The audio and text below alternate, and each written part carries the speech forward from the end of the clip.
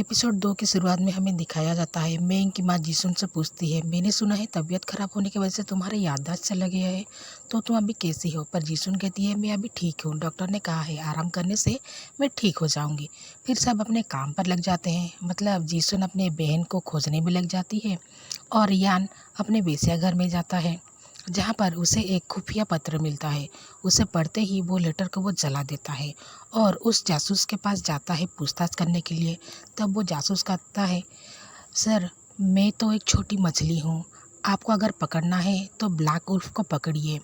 उसके बदन से एक अजीब सा खुशबू आता है, वो हम सब का बॉस है, उसे आपका सवाल का जवाब मिल जाएगा। दूसरी तरफ जिसमें एक कमरे में घुसने की कोशिश करती है, तभी मैंग उसको देख देता है और उसका पीछा करने लगता है। तभी यान आकर उसे खींच लेता है और मैंग उससे पूछता है, क्या यहाँ किसी ने जाते हुए देखा है? तभी वो सुबह के बारे में याद करता है, जब जिसुन ने सबके सामने कहा था यान इम्पोर्टेंट है।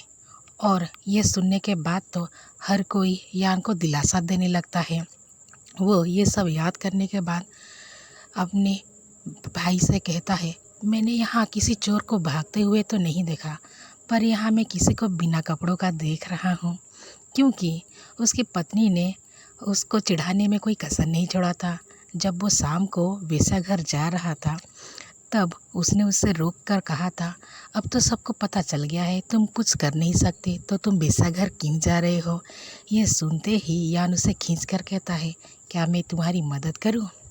जब ये सारी बात उसके माता पिता को पता चलता है, तो वो पंचायत बिठाने लगते हैं और इसी बात को लेकर उन पर झगड़ा हो जाता है और मास्कुरेट का तबीयत खराब हो जाता है।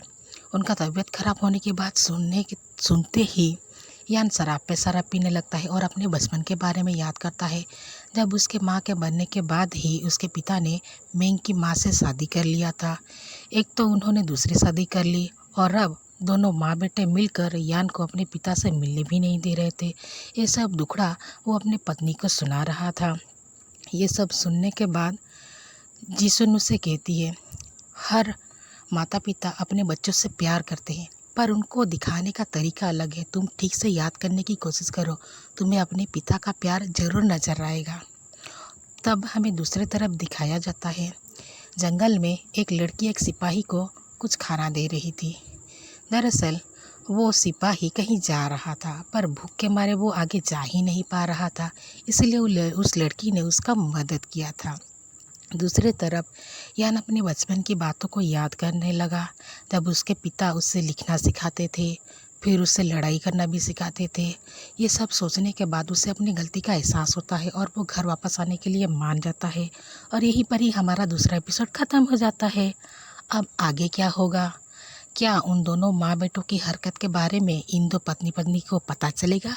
ये सब जानने के लिए हमारे साथ बने रहिए। Thank you.